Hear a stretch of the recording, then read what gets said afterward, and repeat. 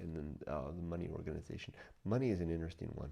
That simply means when I have money on the list, and it's not on the list every day, that means, Kurt, take a close look at all of your money, the money situation. Open up all the, I have a spreadsheet for all the accounts. Open up the spreadsheet, have a look at all the bank accounts, then open up the apps for the things, take a look at all the bank account, make sure money's flowing, there's sufficient funds to fund all of this stuff. And what I was doing this week, which I found really interesting, which I should do more often, but I don't, but I will, is tightening things up, looking for ways to shift things around. So I decided, for example, that I have one bank account that I don't need with a separate bank. I had set that bank account up specifically to be the receptacle for all YouTube earnings. It's a funny thing. So what I had done was I have a normal bank. I have one bank that I do everything with. Lots. It's got like 7 different accounts in there that fund different things. Money comes in from our income and then gets sorted through automatic transactions every week. And into separate accounts to fund things. I know that's not the most efficient way to do things because I get charged for each of those accounts, but it made sense, like, right? Because I have like there's an account for Emily, and I gave her an ATM card, and so she gets money comes into our life, and then it gets funneled. She gets an allowance basically, and her money goes into that, and that's funded her all these years that she's been in high school and college. Is basically her allowance. And it became her living stipend in her university years, which I'll be able to stop soon because she'll be off an unemployed young woman of her own. That's going to be a huge, huge boost to us. But then I'll soon be unemployed. So anyway, there's that. Anyway, enough about that. So I make sure all that works, make sure all the tune that to make sure it's just right, make sure nothing's getting low. But I have this other account at a separate bank. And I did that deliberately because I wanted it to be an account that I couldn't see in the main dashboard. I didn't want to know it was there. And all of my internet earnings,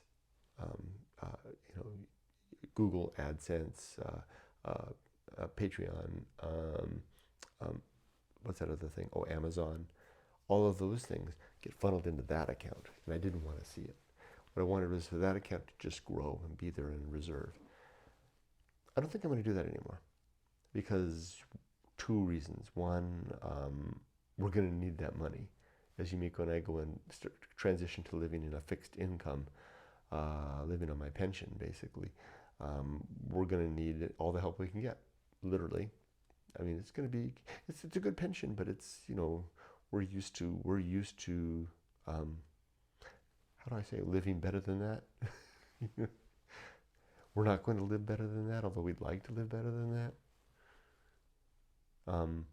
So I already did this week. I shifted all those online income sources to one of those accounts on the in the main place. So it's a receptacle in the main bank that all online streams can come into.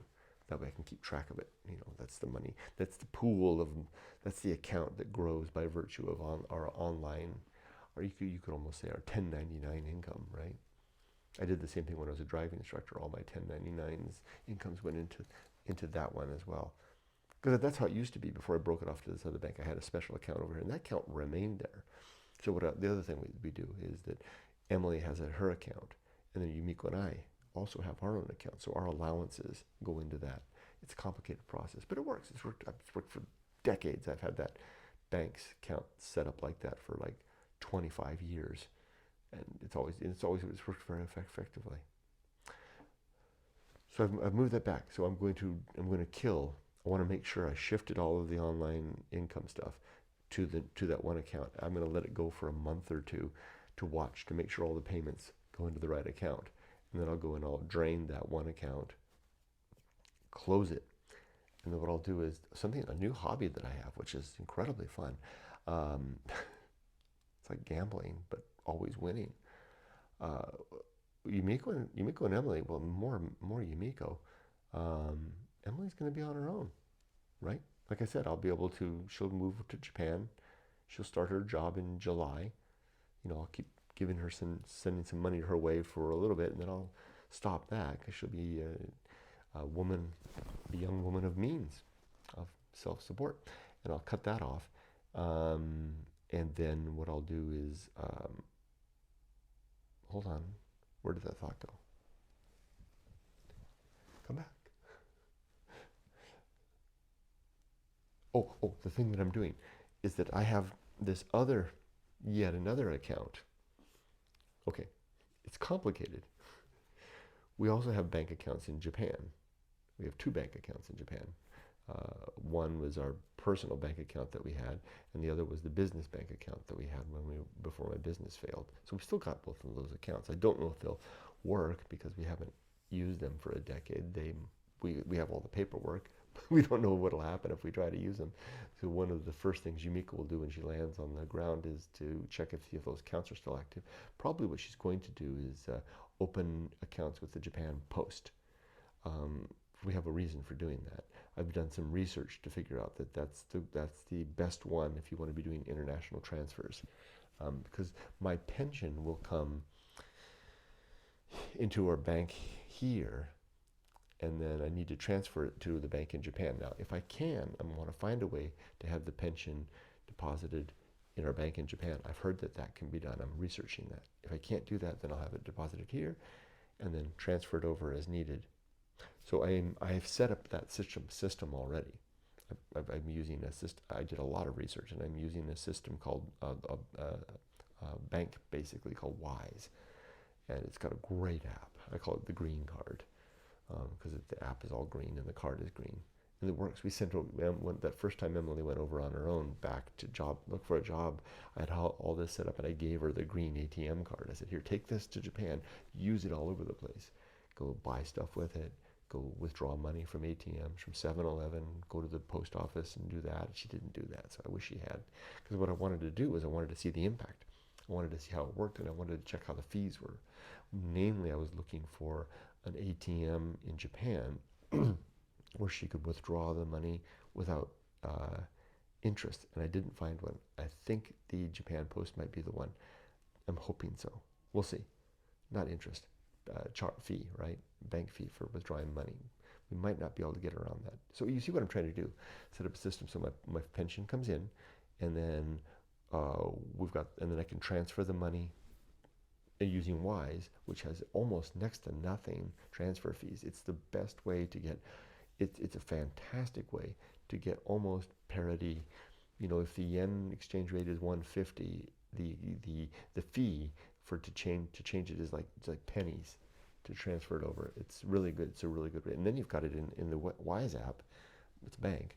You can carry your money in multiple accounts. So I'm already now, before Emily and Yumiko go over, this is the point I was trying to make. I'm preparing the way for Yumiko. As money's coming into our life, I'm taking little bits of it, and I've been regularly, almost daily, shuffling money into yen, because the yen exchange rate right now is quite favorable.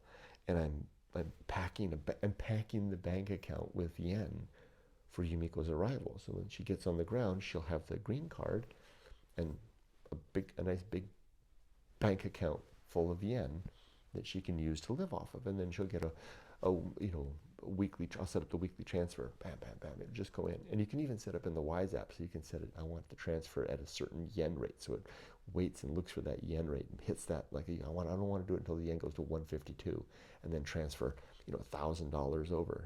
Boom, and then it becomes $1,000. It becomes, what is that?